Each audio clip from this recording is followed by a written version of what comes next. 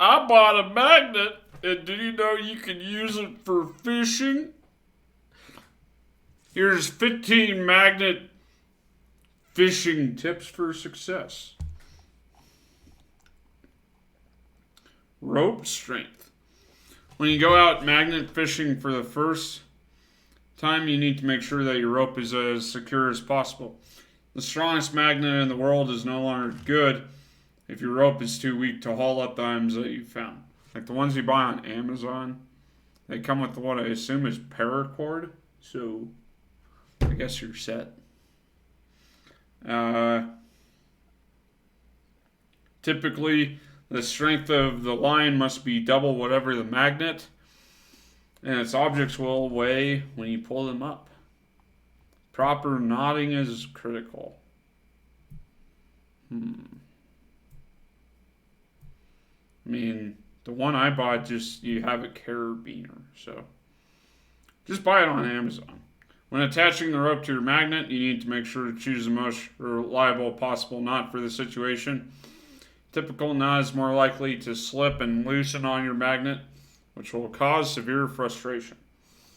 Most experts suggest you either make a standard fishing knot or an anchor knot firmly attached to your magnet while you fish. They suggest the figure 8 follow through knot. Fish near heavily populated areas.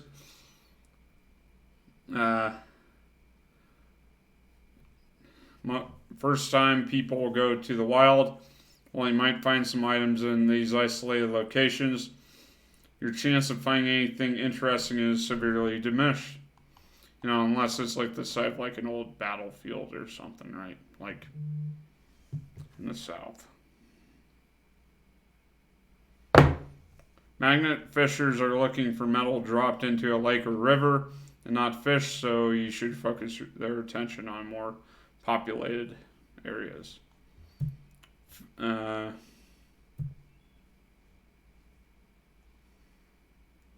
So common swimming areas, fishing holes where fishers may lose hooks, sinkers, and other tools are also a great place to magnet fish. However, underneath a bridge and along busy lakes and streets also provide excellent opportunities. Don't neglect your fishing gloves. A good magnet fishing experience may last several hours before you find anything of value.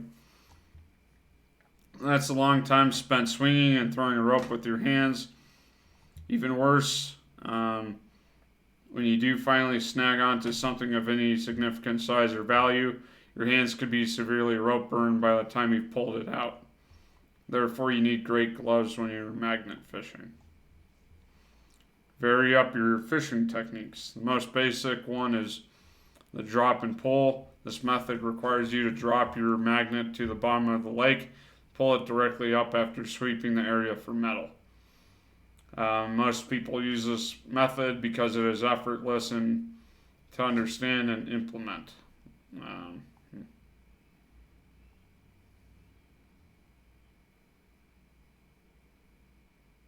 Magnet power also matters. Fishing magnets come at many different weight levels from around 200 to 1,200 pounds. Try to choose one that meets your fishing needs.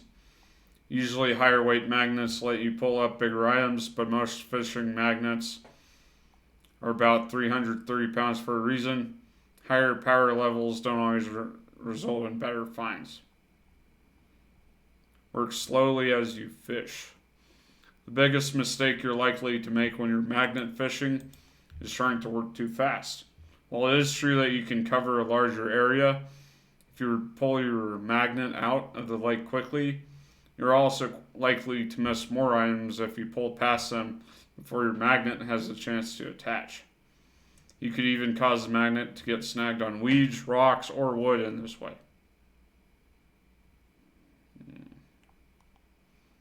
Try the throw and pull method. There are two different techniques of this type. The basic form and the throw, pull, and walk. Both involve throwing the magnet out into the water over a long distance and pulling it back towards you. The second method involves solely walking along a shoreline or over a bridge and pulling your magnet along as you drag it closer to the shore. This technique increases your coverage area and improves the chances of snagging an item. Always have multiple magnets on hand.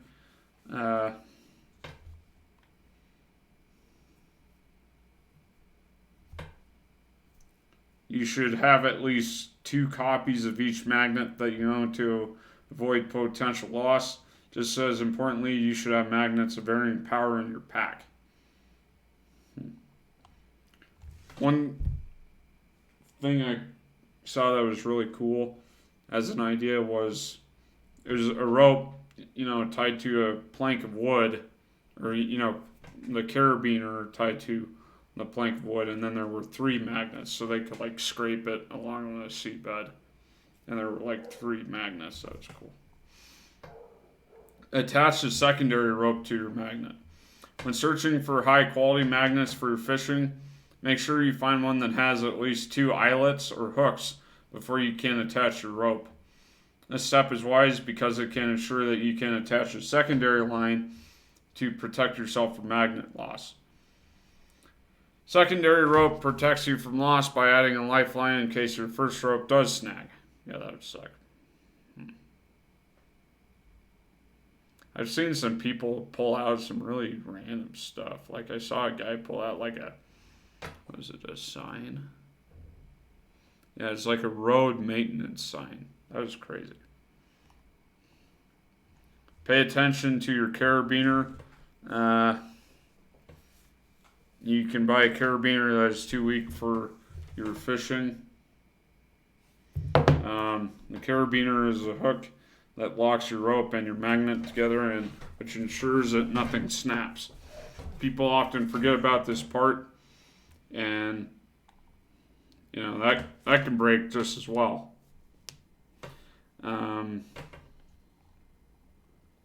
Antibacterial gel can protect you from sickness. If you've ever gone magnet fishing, you know that it can be a pretty messy affair.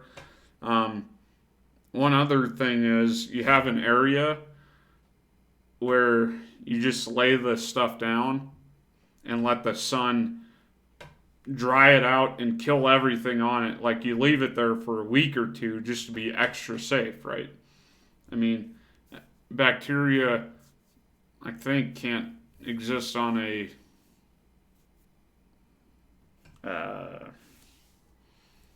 surface like that for more than 72 hours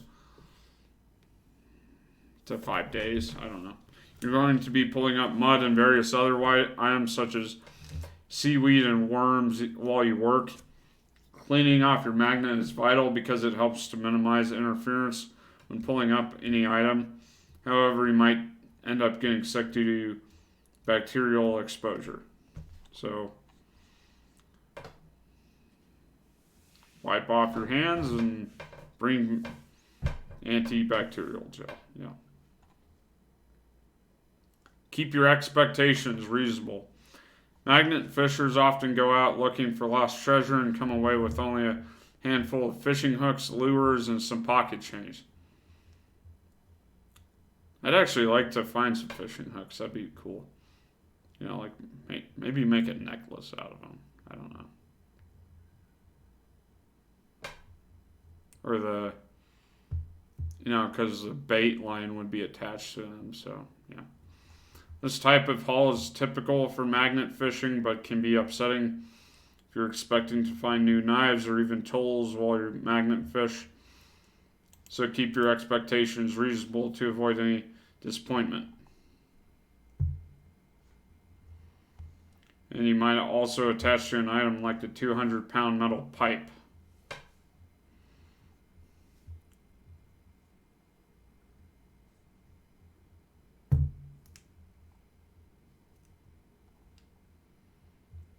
Trust your magnet.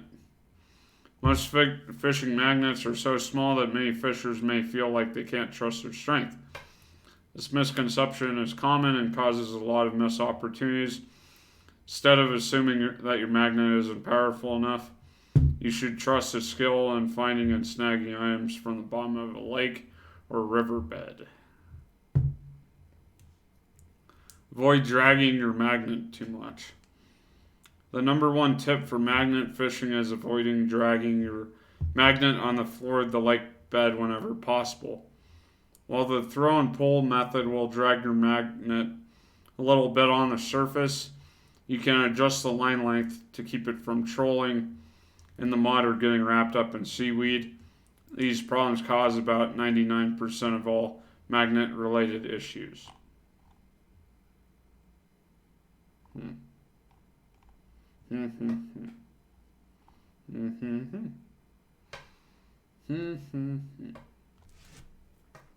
Like what I ordered on Amazon was like $25. Came with the line, the magnet, and gloves. But the gloves are easy. And for the line, I guess you could use paracord. Because like I used to work at Lowe's and like the paracord is rated for like at least a couple 100 pounds, but it will say on the packaging or like the rope packaging, something to think about. This doesn't have to be expensive. It can be really cheap. This has been your host, Luke. Like this video if you liked it. Subscribe for more. I hope you have a good night, guys. Thanks for watching.